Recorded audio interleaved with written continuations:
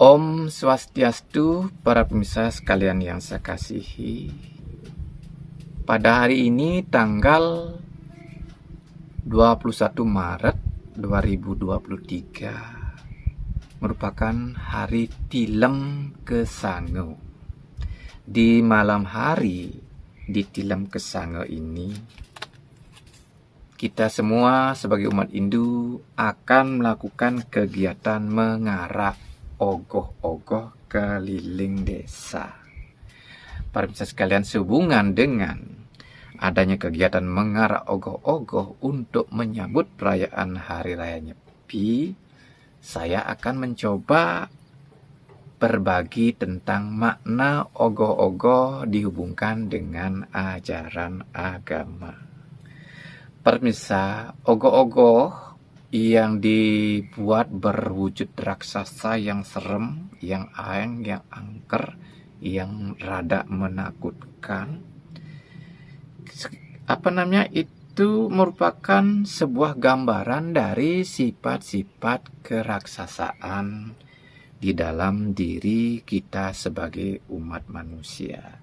Mengenai sifat-sifat keraksasaan yang ada di dalam diri kita, pernah saya temukan dalam kitab suci Bhagavad Gita bab 16 sloka 4, bunyinya seperti ini ya. Bunyi sloka itu yang menyebutkan sifat-sifat raksasa, yaitu berpura-pura, angkuh, membanggakan diri, marah, kasar, bodoh. Itu adalah keadaan mereka yang dilahirkan dengan sifat-sifat raksasa, wahai Partha. Sloka ini merupakan wejangan Sri Krishna kepada Arjuna.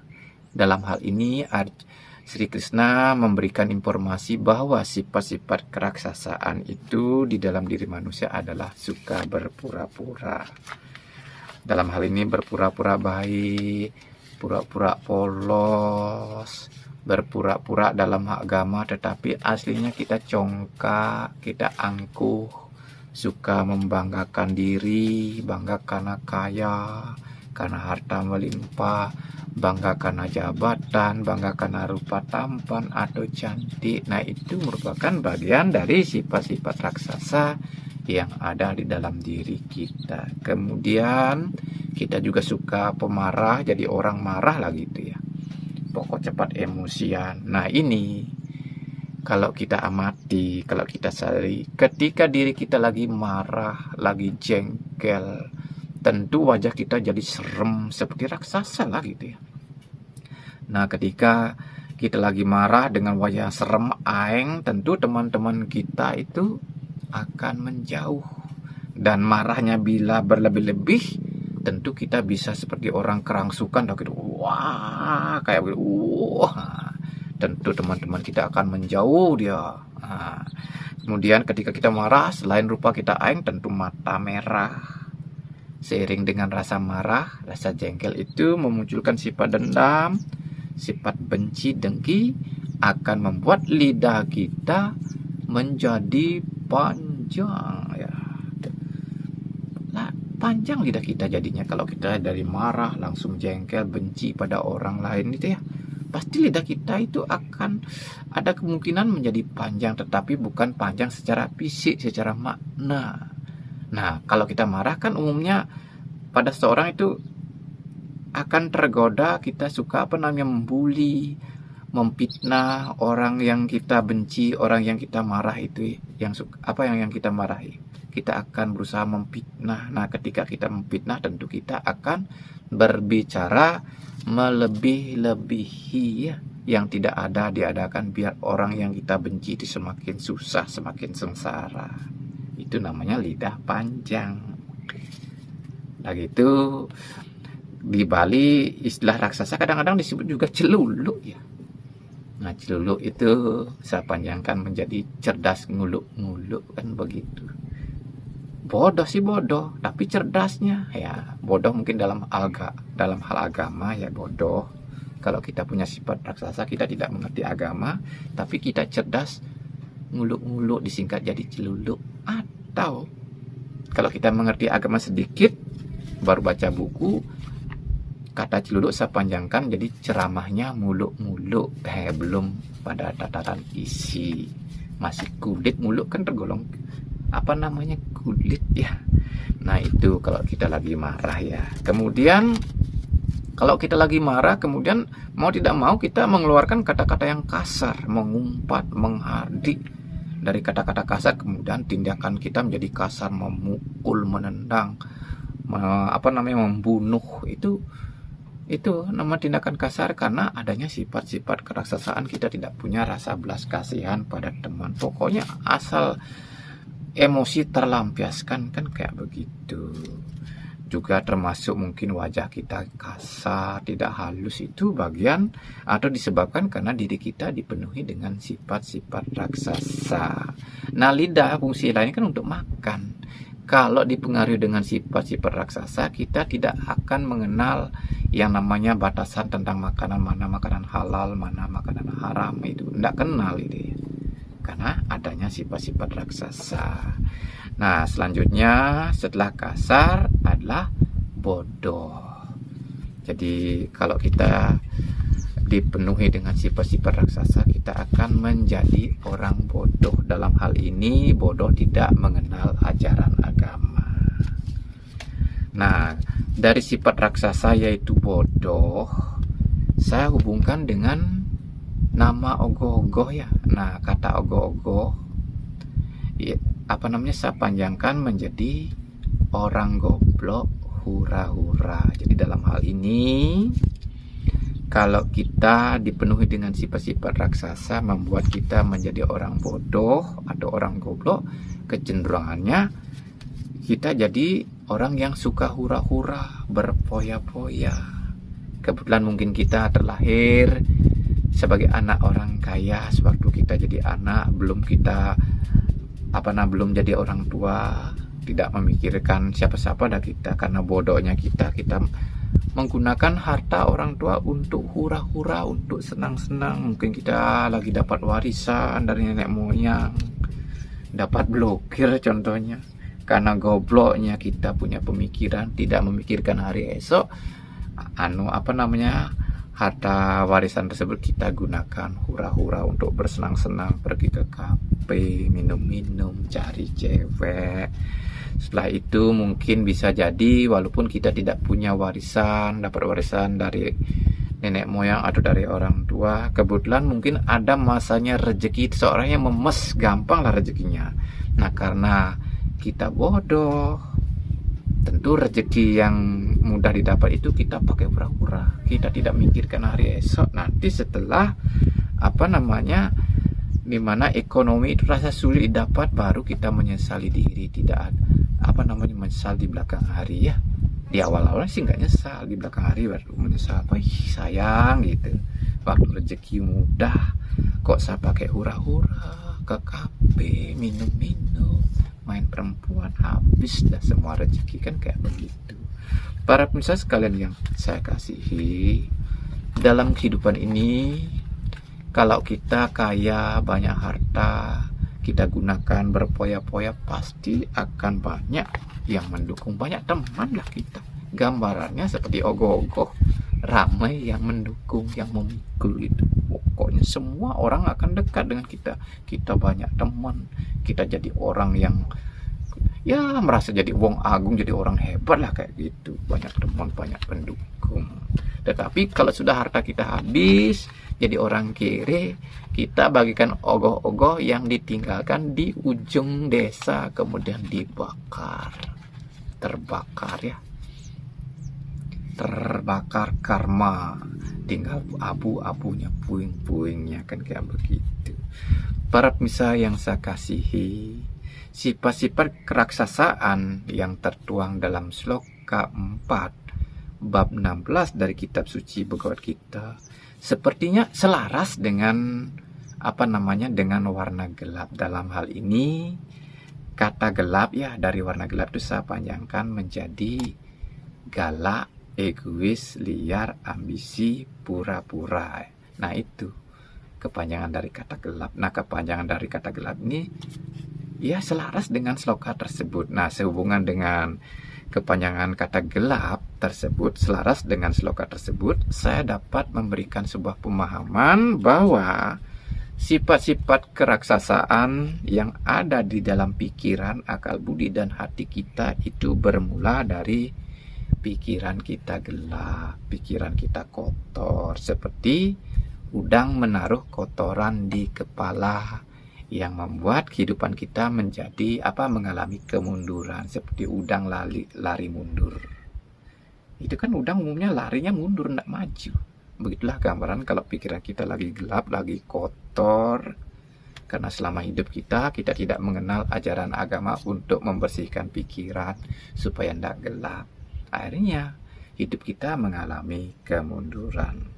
Para pemirsa sekalian, gelapnya pikiran kita yang membuat sifat-sifat keraksasaan dalam diri tumbuh subur itu dikarenakan kehidupan kita berwarna hitam atau selem dalam istilah Bali. Nah, hitam itu punya kepanjangan hidup semata materi, dan selem itu seleg megai. Jadi hitamnya pikiran kita, gelapnya pikiran kita, karena selama hidup kita hanya semata-mata untuk mengumpulkan materi. Kita rajin, kita tekun bekerja supaya materi banyak berkelimpahan. Akibatnya pikiran kita jadi gelap teramat sangat ya. Dari kegelapan itu, pikiran kemudian dihinggapi sifat tamas. Sifat tamas ini membuat kita jadi bodoh. Sifat tamas yang semakin berlipat-lipat di dalam pikiran akibat pikiran terlalu gelap, terlalu kotor, itu membuat kita jadi orang kebingungan, sakit-sakitan, lalu kita kesana kemari mencari balian. Kan gitu, orang Bali kan cari balian. Kalau selama sehat, bukan cari balian, tapi hanya suka balian, artinya tontonan. Kalau ada orang memberikan penerangan agama, cuek, tidak mau peduli. Nah, itu mengakibatkan hidup kita karena semata-mata materi aja, membuat hidup kita jadi gelap, dipenuhi dengan sifat-sifat keraksasaan, sehingga kita salah satunya menjadi pribadi punya SDM yang tidak berkualitas, jadi orang bodoh.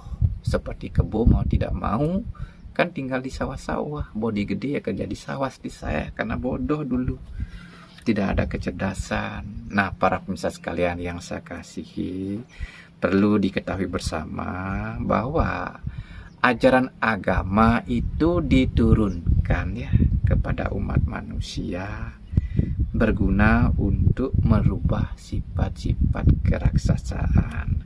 Nah, ajaran agama yang mampu merubah sifat-sifat keraksasaan menjadi sifat-sifat dewata, itu kiranya ajaran agama harus ada ilmunya. Ilmunya harus ada. Kalau sebatas tradisi beragama tanpa ilmunya, tentu agama yang sebatas tradisi itu tidak sanggup merubah atau mentransformasi sifat-sifat keraksasaan di dalam diri kita supaya menjadi sifat-sifat dewata atau sifat kebaikan. Para pemirsa sekalian, adapun ilmu agama yang secara sederhana yang mampu untuk merubah sifat-sifat gelap di dalam diri kita supaya menjadi terang. Pertama, kalau secara keilmuan modern dari kata hitam kan lawannya putih ya. Nah, dari kata putih ini ada sebuah pesan singkat. Putih itu puja Tuhan, ikhlaskan hati. Jadi dalam hal ini untuk ajaran agama itu berguna untuk merubah pikiran kita biar menjadi putih. Putih itu kan terang. Dalam hal ini ajaran agama itu menganjurkan kita sebagai manusia untuk memuja Tuhan dilandasi dengan keikhlasan hati ya.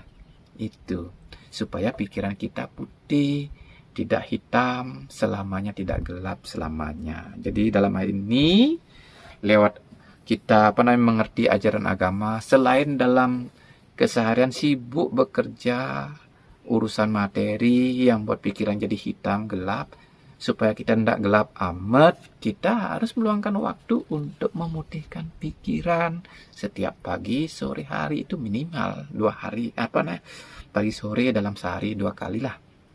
Alangkah baiknya juga bisa 3 kali siang hari, ditambah juga malam hari kita melakukan pemujaan kepada Tuhan. Kan demikian ajaran agama, intinya kan kita dianjurkan untuk rajin memuja Tuhan pagi sore, pagi siang sore.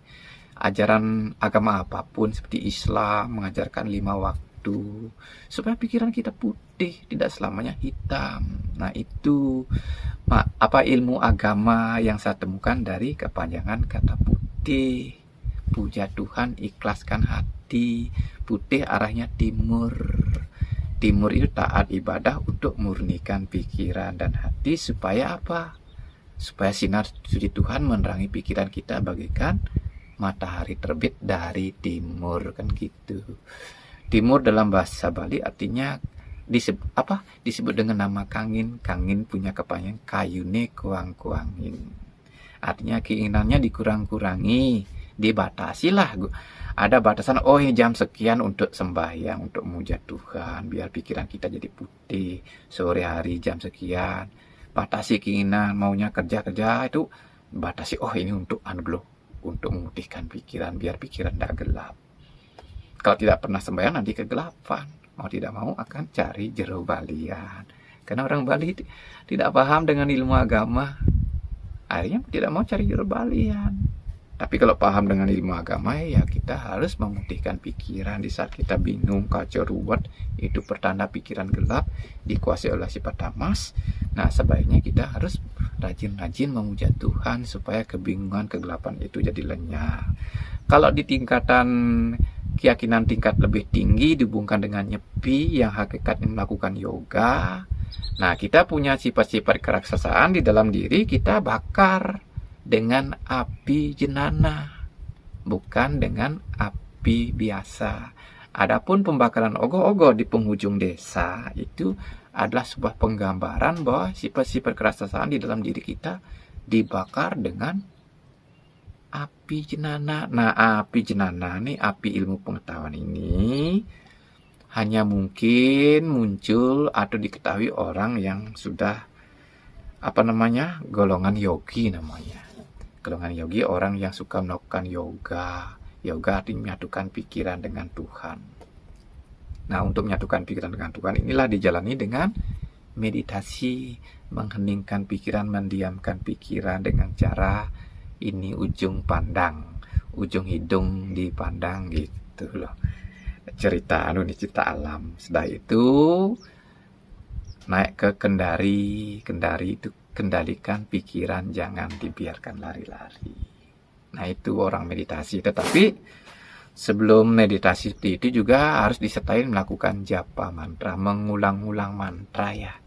Mantra ini penting untuk menggosok pikiran dan mengikat pikiran supaya tidak lari kemana-mana. Kalau langsung dipatok, diamkan di ujung hidung atau perhatian diarahkan di ujung hidung atau setelah alis itu susah. Karena itu harus disertai dengan japa mantra, mengulang-ulang mantra. Nah, itu caranya untuk menyalakan api jenana di dalam diri kita. Api jenana adalah atma itu sendiri. Atma yang merupakan percikan api. Ketika kita mampu mendiamkan pikiran, mengheningkan pikiran, atma itu kan membesar nyalanya itu. Di pikiran itu menyala dia. Bahan bakarnya kayu. Kayu itu kayun kemauan kita sebagai bahan bakarnya untuk menyalakan atma yang berupa percikan agar berupa nyala api. Nah, ketika nyala api atma menyala di tempat yang tenang, di tempat yang sepi ya. Makanya orang yang sudah tingkatan yogi suka meditasinya di tempat-tempat sepi dia. Di pinggir pinggir pantai, di gunung, di hutan, di sana menyepi. Pikiran mudah sekali tenang. Atma itu mudah sekali menyala di tempat seperti itu. Nah, ketika menyala itulah nyala api atma yang merupakan api jenana itu membakar sifat-sifat keraksasaan. Seiring dengan waktu, terbakarnya sifat keraksasaan di dalam diri dengan api jenana akan memungkinkan kebodohan dilenyapkan. Kan begitu. Salah satu sifat raksasa kan membuat kita jadi bodoh. Dibuat kita menjadi jenana, artinya jadi orang berpengetahuan, jadi orang cerdas. Nah, itu api jenana yaitu atma itulah yang membuat pikiran ini jadi cerdas, jadi cemerlang, jadi berpengetahuan. sehingga bisa dari api jenana yang terang cemerlang bisa memberikan penerangan. Kalau tanpa ada penerangan dari api jenana yang menerangi pikiran dan akal budi, tentu tidak bisa menerangkan. Pikiran itu gelap. Jadi bagaimana mungkin pikiran yang gelap mampu memberikan penerangan? Kan tidak bisa. Nah, supaya kita mampu memberikan penerangan, itulah pentingnya kita menyalakan api jenana, melakukan meditasi seperti gambar Dewa Siwa meditasi kan kayak begitu, di dahinya ada nyala api. Nah, itu maknanya nyala api itu menunjukkan api jenana, atma yang menyala terang di dalam pikiran, yang membuat bisa jadi orang sanggup memberikan penerangan kayak begitu. Makna dari ogoh-ogoh yang melambangkan sifat-sifat keraksasaan. Kemudian di tingkatan yogi, sifat-sifat keraksasaan itu dibakar dengan api jenana. Untuk orang umum yang belum mengenal yoga, dapat melakukannya dengan menerapkan kepanjangan kata putih, yaitu puja Tuhan, ikhlaskan hati. Nah, ajaran agama secara formal, secara umum mengajarkan untuk tingkat ini, yaitu melakukan pemujaan kepada Tuhan dengan hati yang ikhlas untuk memutihkan pikiran supaya pikiran tidak gelap. Sebab kalau dibiarkan pikiran gelap, akan memungkinkan sifat-sifat keraksasaan tumbuh subur. Dari sifat-sifat keraksasaan yang tumbuh subur karena kegelapan pikiran dan akal budi kita yang kelewat-lewat, akan memungkinkan kita suka belajar ilmu hitam, suka ngeleyak, kan begitu jadinya. Kalau sedang leak di malam hari yang nyaman, tampak nih melihat wujud raksasa, wah bisa aja kita lari ketakutan tunggang langgang. Tapi kalau yang berani, yang mentalan, yang tangguh, malah dilempar nanti. Orang yang jadi raksasa itu yang ngelekas kayak begitu, besoknya lantas datang dia, tolong obati saya, apa aja dipakai obat saya terima, kan begitu, kena karmanya. Karena itu supaya kita sebagai manusia tidak terlanjur gelap sampai belajar ilmu gelap, kita harus mencoba menerapkan ajaran agama yang intinya puja Tuhan, ikhlaskan hati, jangan pamrih ya, nggak boleh. Karena apa? Kalau kita ikhlas akan membuat pikiran kita diputihkan, dibersihkan, sehingga kita merasakan ketenangan, kedamaian. Para pemirsa sekalian yang saya kasihi, mungkin demikian dulu ulasan saya tentang makna ogoh-ogoh yang dapat saya sampaikan. Saya saya akhiri, dan saya sebagai manusia biasa yang tidak luput dari kekurangan dan kesalahan, saya mohon maaf yang sebesar-besarnya, dan saya akhiri dengan ucapan Paramasanti, Om Santi Santi Santi Om.